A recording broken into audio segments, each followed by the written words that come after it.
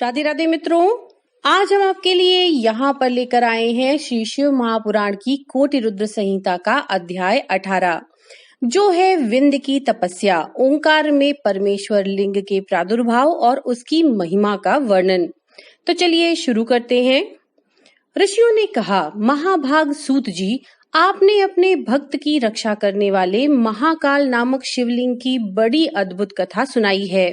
अब कृपा करके चौथे ज्योतिर्लिंग का परिचय दीजिए। ओंकार तीर्थ में सर्व पातकहारी परमेश्वर का जो ज्योतिर्लिंग है, उसके आविर्भाव की कथा सुनाइए।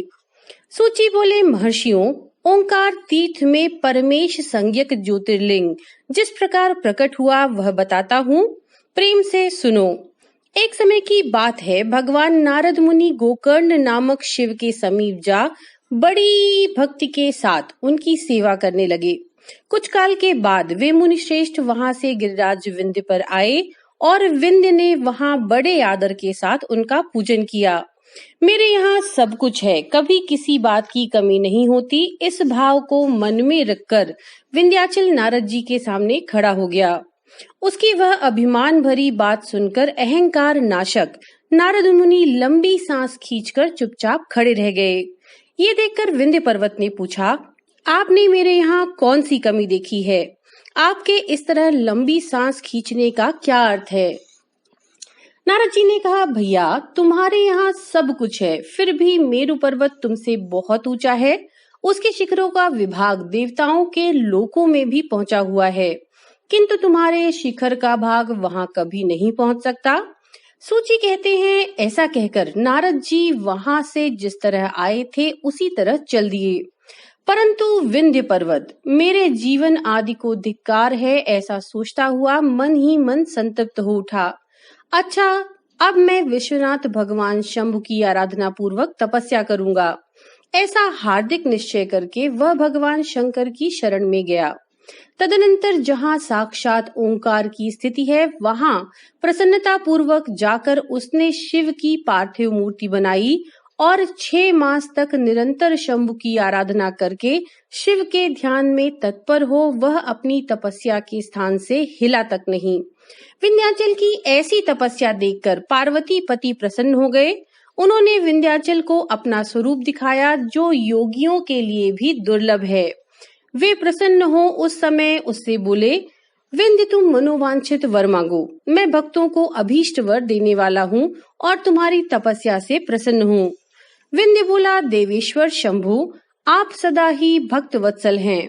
यदि आप मुझ पर प्रसन्न हैं तो मुझे वह अभीष्ट बुद्धि प्रदान कीजिए जो अपने कार्य को सिद्ध करने वाली हो।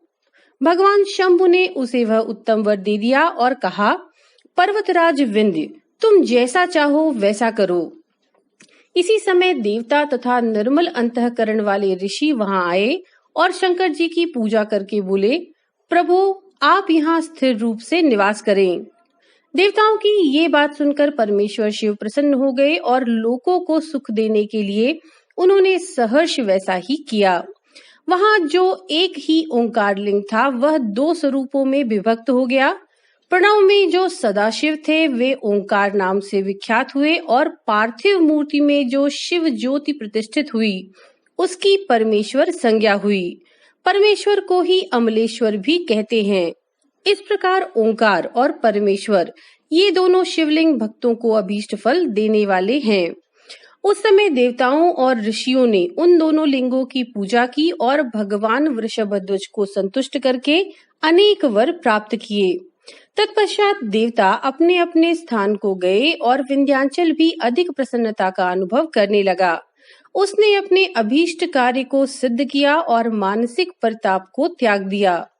जो पुरुष इस प्रकार भगवान शंकर का पूजन करता है वह माता के गर्भ में फिर नहीं आता और अपने अभीष्ट फल को प्राप्त कर लेता है, इसमें संशय नहीं है। सूची कहते हैं, महर्षियों, ओंकार में जो ज्योतिर्लिंग प्रकट हुआ और उसकी आराधना से जो फल मिलता है वह सब यहाँ तुम्हें बता दिया। इसके बाद मैं उत्तम केदार नामक ज्योतिर्लिंग का वर्णन करूंगा।